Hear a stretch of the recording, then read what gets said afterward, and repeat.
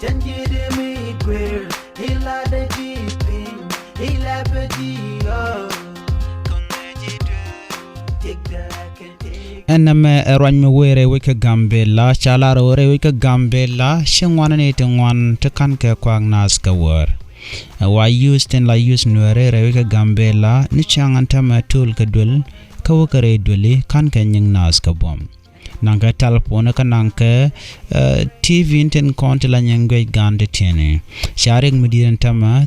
chicken bene ba chicken ga going gwas jen charing medit kanet content chengre ka Gambela kwajele laro nana ane dialen content ka lwang ko de kana mde kana kapchong chalaro tu ane ganwere mo wakabo chalara kumun wo mo waje kap beje ga lon kaje ajaro jadana chalat chagoro to telechwer mabagoro ba kap chagoro to beterambe jalga warbo ko muweriak muwoto kaji and then bare ga ditalong shikume shegu jore which chingwan te yar kane konre Gambela chikane gujo to de kula kapchong de namo chalaro point de kane to de ka mo ka gwaslani bo kuma ko to de shang au jeg modara kula kapchong ka chagoro kan panken can used ba wa kan de kan ko shashane ketin jeg kontelate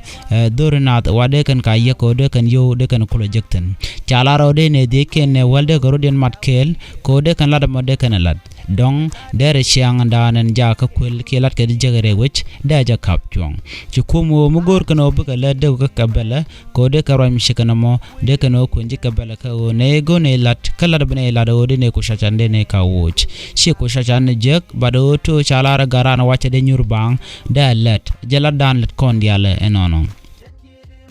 chukume nyolar no ne dial refugees miti tigeter kide ke miti tarpam jirob ji tarpam chalara to yenjel yena lor tele yere chiracha kula benena o ne kon de tarpam ke ter kide tilar refugees chalara ken panken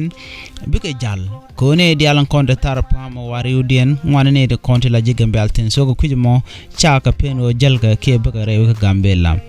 enne de konen cha kapchong kene de konen te jiwa cha ka kapchong chalaro ram tere ka Gambela meji ram la refugees rewe ka Gambela gor jenwo bo chengne jiwa karwada cha gor bele jenda woji bibene bo ka jiwa bo kap ka belten awa cha ngok ci kumela to ne dialan konen changna rewe ka Gambela tin kontin tel tej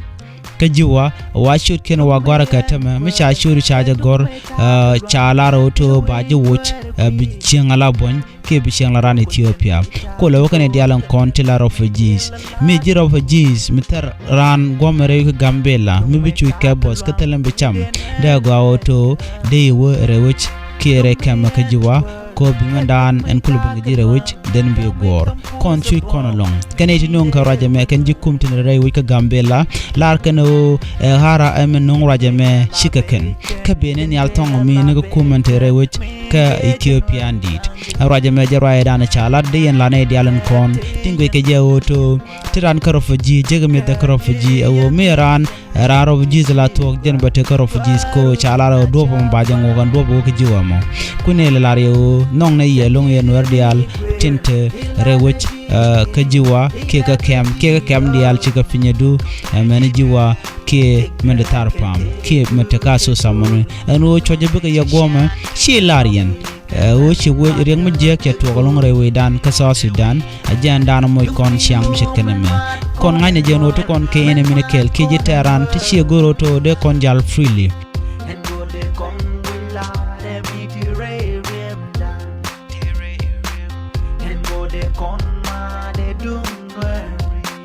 Con